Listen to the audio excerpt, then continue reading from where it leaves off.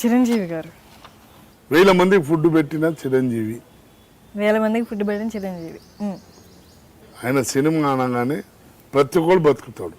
Technician కానీ హోటల్లో కానీ ఎవడైనా కానీ అది చిరంజీవి గారి సినిమా అనగానే కడుపు నిండా ఫుడ్ దొరుకుతుందిరా బాబు. 10 రూపాయలు సంపాదించిన వాళ్ళే కానీ ఆయన నమ్ముకున్న వాళ్ళు ఎవ్వరు లాస్ కాలేరు. ఓకే. బాలయ్య వంశోద్ధారకుడు సినిమా చేశా. చాలా మంచి వ్యక్తి. రాజకీయంగా కానీ మన హెల్పింగ్ నేచర్లో కానీ ఆయన మంచోడు. జూనియర్ ఎన్టీఆర్ గారు చాలా మంచి వ్యక్తి. ఆయనతో కూడా ఒక 5-6 సినిమాలు చేశాను నేను జూనియర్ ఎన్టీఆర్తో. యమ దొంగ. ఇంకో విషయం చెప్తే నువ్వు అది పోతావు. చిన్నప్పటి నుంచే నన్ను గుర్తుపడతాడు ఆయన. సినిమాలోకి రాకముందు చిన్నగా ఉన్నప్పుడు ఉండే మా దగ్గర స్కూల్లో చదివాడు. ఆయన్నే చెప్పాను నాకు నర్సింగ్. నేను చిన్నప్పుడు నేను చూసి నేను ఇదైతుంటే భయపడుతుంటే. పవన్ కళ్యాణ్ గారు. నేను పవన్ కళ్యాణ్తో 4 సినిమాలు చేశాము. బద్రి చూసా. బద్రి సూపర్ క్యారెక్టర్ నాది. గబ్బర్ సింగ్ 2 అందులో కూడా క్యారెక్టర్. మన సినిమా ఇండస్ట్రీ కానీ రాజకీయం కానీ మనుషులను బ్లేమ్ చేస్తారు కానీ మనిషిని గుర్తుపట్టరు. ఆయన ఎంత ఆయన గురించి తప్పు అనుకుంటా అంత మంచోడు. ఆయన సినిమాల్లో కూడా అంతే. ప్రతి ఒక్కరికి పిలిచి పనిస్తాడు. నాకు కూడా మొన్న యమ దొంగకు నేను చాలా ప్రాబ్లంలు ఉన్నట్టు అన్నయ్య నాకు సినిమాలు లేవన్నా అంటే ఈ సినిమాతో ఇది గబ్బర్ సింగ్ 2 ఈ సినిమాతో నీకు మంచి పేరు వస్తుంది అన్నాడు. ఆ సినిమాలో మంచి క్యారెక్టర్ ఇచ్చాడు. అప్పుడు నేను ఆ ప్రాబ్లమ్స్ అన్ని సాల్వ్ చేసుకున్నాను. ఆయనకు పోయి చెప్పాలి అన్న నేను ప్రాబ్లం ఉన్నా మంచిగా ఉన్నా నా క్యారెక్టర్. ఆయన కాదంటాను అన్నాడు. ప్రతి టైంలో హెల్ప్ చేశాను నాకు. సో మీ అదృష్టం వల్ల ఛాన్స్లు వచ్చాయి అది ఇది అన్నారు కదా. అంత దూరం వెళ్ళాను, ఇంత జర్నీ కూడా నా అదృష్టం వల్ల నా కాంటాక్ట్స్ వల్ల అన్నారు. కానీ ఇక్కడ ఎక్కువ పొగడ్తలు బాగా వర్కౌట్ అవుతాయి ఇండస్ట్రీలో. ఎదుటి వాళ్ళని పొగిడి అలా చేసి లేదా అలా పొగడడం కానీ లేదా ఇంకొకరిది ఎక్కడైనా ఇన్సల్టింగ్ కానీ సిచ్యువేషన్ లాంటివి కానీ ఏమైనా ఫేస్ చేశారా? నాకు అలాంటి అవకాశం రాలేదమ్మా. ఎందుకంటే నేను పెద్దోళ్ళతోటి కూడా ఫ్రెండ్షిప్ చేసిన నమస్తే అన్న అని ఎక్కువ నేను లేబర్తో కూర్చుండి పనిచేస్తామా. ప్రొడక్షన్ బాయ్లు కానీ మేనేజర్లు కానీ నేను షూటింగ్ ఉన్నా కూడా అక్కడ షూటింగ్ స్టార్ట్ అయిందంటే ఇక్కడ వచ్చి కూర్చుండి అందరితో మాట్లాడి ఎంజాయ్ చేస్తాం. కానీ నేను వాళ్ళ పక్కన పోయి కూర్చుండి సార్ మీరే పెద్ద గొప్ప అది ఇదని ఇవ్వండి అనలే.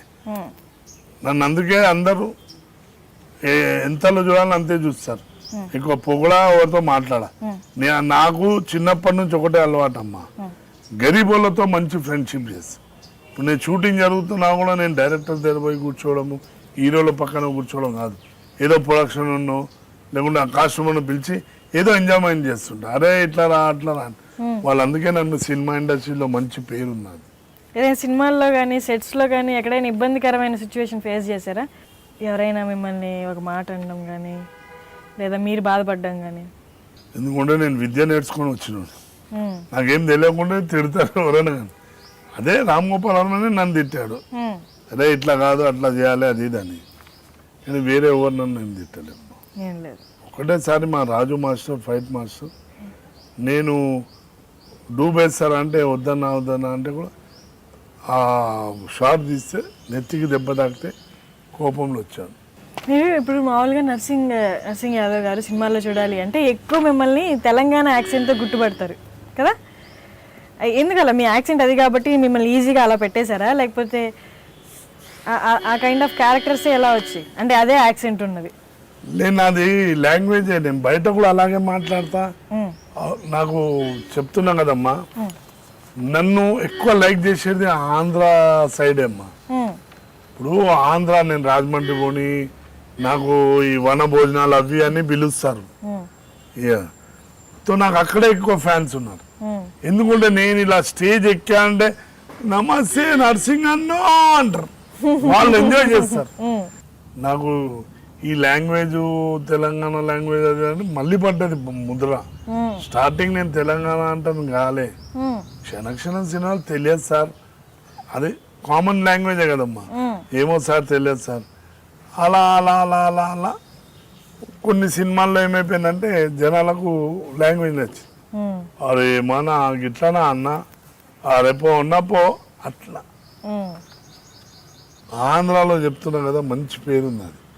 నువ్వు ఎక్కడ పోనా నమస్తే అన్న, నర్సింగ్ అన్న, నమస్తే అన్న అంటారు. వాళ్ళకి ఏదో ఫీలింగ్ వస్తుంది, అరే నర్సింగ్ యాదవ్ చూసాంరా అన్నట్టు. అప్పటితో పోల్చుకుంటే ఇప్పటికి అవకాశాలు అనేది, కాంపిటీషన్ అనేది ఎక్కువైంది కదా. లే కాంపిటీషన్ కాదు, నా స్థానం నాకే ఉంది. సినిమాలు తగ్గాయి ఈ తెలంగాణ ఆంధ్ర అన్నట్టు ఫీలింగ్ లో, సినిమాలే తగ్గాయి. నేను ప్రతి సినిమా చేస్తున్నా, నెలకు ఒకటో రెండో చేస్తూనే ఉన్నా.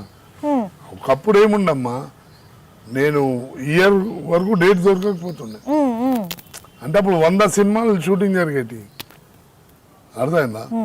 ఒక్క దినంలో 10 సినిమాలు కూడా చేశాను నేను. 10 కాదు కానీ 5-6 సినిమాలు చేశాను. రామానాయుడు మన రామోజీ ఫిలిం సిటీ షూటింగ్ చేసి రామానాయుడు స్టూడియోకి వచ్చి మళ్ళీ గచ్చిపోలిపోతుంటే, అలా బైక్ మీదనే, కారు కూడా లేదు అప్పుడు. ఇప్పుడు 2 కార్లు ఉన్నాయి నాకు. అలా చేసా, ఉన్నప్పుడు చేసాం, ఇప్పుడేమో తగ్గినాయి సినిమాలు. ఇప్పుడు కాస్ట్ ఆఫ్ ప్రొడక్షన్ పెరిగిపోయింది, అదొకటి. ఇంకోటి ఏంటంటే ఈ నోట్స్ బందీ తోడు అది తెలంగాణ ఒకటి వచ్చింది. తెలంగాణ దిక్కని కూడా ఏంటంటే లోకల్ వాళ్ళు ఎవరు సినిమా తీస్తలేరు. అక్కడి నుంచి వచ్చి సినిమా తీసేటోళ్ళు అంతా అమెరికా, పూనా, బొంబాయి అట్లా ఎక్కడెక్కడో చేసుకొని వస్తున్నారు. ప్రాపర్గా షూటింగ్ చాలా తగ్గినాం. ఉన్న సినిమాలన్నీ చేస్తున్నాం, 4-5 సినిమాలు జరుగుతున్నాయి అంతే. ఇప్పుడు సినిమాల్లో ఛాన్స్లు అవి రావడానికి ఇలా ఇలా అవుతుందా? తెలంగాణ ఆంధ్ర వాళ్ళు అని ఛాన్సెస్ రావడానికి ఏదో మా రాజకీయ నాయకుల పని, అది మనం ఏం చెప్పలేము. సినిమాల మీద ఇంపాక్ట్ ఉందంటారా? అరే ఉంది, చాలా ఎఫెక్ట్ అయిందమ్మా, చాలా. వీళ్ళ గొడవల్లో మనం మాలాంటి వాళ్ళు నలిగిపోతున్నాం. హ్యాపీగా జరుగుతుండే అప్పుడు cinema industries 5 years 10 years back ఇవన్నీ లేకుండా కదమ్మా. హ్యాపీగా ఉండే సినిమాలు షూటింగ్ జరుగుతుండే, పోతుంటే వస్తుంటే అన్నీ అవుతుండే. మీలో మీకు నచ్చింది ఏంటి? మాలో నాకు నచ్చింది ఏందమ్మా, నాకు కాస్ట్ ఫీలింగ్ అంటే కోపం అమ్మా. నువ్వు తెలంగాణ ఆంధ్ర అన్నట్టు ఏది ఉండదు, అందరం ఒకటే అంటాను. రీజనల్ ఫీలింగ్ ఉండొద్దు. ఉండదు. పర్సనల్గా నాకు కోపం ఎక్కువనో ఏదో ఒకటి ఉంటుంది కదా, నేను అప్పుడు అలా చేసి ఉండే బాగుండు అలాగా, అలాంటివి. నా కుర్రోళ్ళు కానీ, నా ఫ్రెండ్స్ కానీ, మా స్ట్రీట్లో కానీ ఎవరైనా ఫస్ట్ ఒకటే అంటాడు, అన్న కూపడతాడు రా, మళ్ళీ 10 నిమిషాల్లో సైలెంట్ అయిపోతాడు, అన్నం కూడా పెడతాడు రా అన్నట్టు అదొక్కటి తెచ్చుకున్నాను. నేను ఎవరినైనా మా డ్రైవర్ని కూడా తిడతా, మళ్ళా రా లేరా తప్పు అయిపోయింది అట్లా అంట, అంతే. మనసులో ఏదో పగ, కోపము, ఈడు తప్పు చేశాడు, ఈయన ఎలా పనిష్మెంట్ ఇవ్వాలన్నట్టు మన దగ్గర లేదు. 2 minutes సార్. నార్మల్గా సినిమాల్లో విలన్లు వీళ్ళు ఉంటారు కదా, బాగా ఇంకో వాళ్ళని బాగా ఘోరంగా చూపించాలంటే తప్ప నార్మల్గా ఎవరికి విలన్లకి మేకప్ అనేది ఉండదు కదా. ఉండదు అంటే మేకప్ అంటే ఇలాంటి రఫ్ ఘాట్లు పెట్టుకోవడం, అలాంటి మాస్ లో పెట్టా కదా నేను, అలా ఉంటుంది. లేకుంటే ఇంటికి లేదన్నా రఫ్ గా విగ్గు పెట్టి అట్లా ఉంటుంది అంతే. అంతేగాని నార్మల్ గా వీళ్ళకి మేకప్ ఉండదు. మేకప్ చాలా తక్కువ. మీరు మిమ్మల్ని ఎలా ఇష్టపడతారు? సీరియస్ విలన్ గా ఇష్టపడతారా, అదే కామెడీ విలన్ గా ఇష్టపడతారా? నేను షూటింగ్ చేసేటప్పుడు నా మూమెంట్స్ అన్నీ ఇలా ఉంటాయి, సార్ సార్ అలాగే సార్ అట్లా. కానీ స్క్రీన్ మీద చాలా హ్యాపీ ఫీల్ అవుతాను, నవ్వుపిస్తున్నాను ఇంద్రా బాబు ఇలాకంటాను, అప్పుడు నేను ఆనందపడతాను. నా దగ్గర నుంచి 100 మంది నవ్వారా బాబు, చలో హ్యాపీ అట్లా. సో మీరు ఇంత నిజాయితీగా ఏమడిగినా కుల్కే ఆన్సర్ ఇస్తున్నారు కదా. సో ఇది ఇండస్ట్రీలో నిజాయితీగా ఉండడం కరెక్టా? అంటే మీ 30 ఏళ్ళ జర్నీని పెట్టుకొని మనసులో పెట్టుకొని చెప్పండి, నిజాయితీగా ఉండడం కరెక్టా, లేకపోతే పరిస్థితులకు అనుకూలంగా మనల్ని మార్చుకొని ఉండడం కరెక్టా?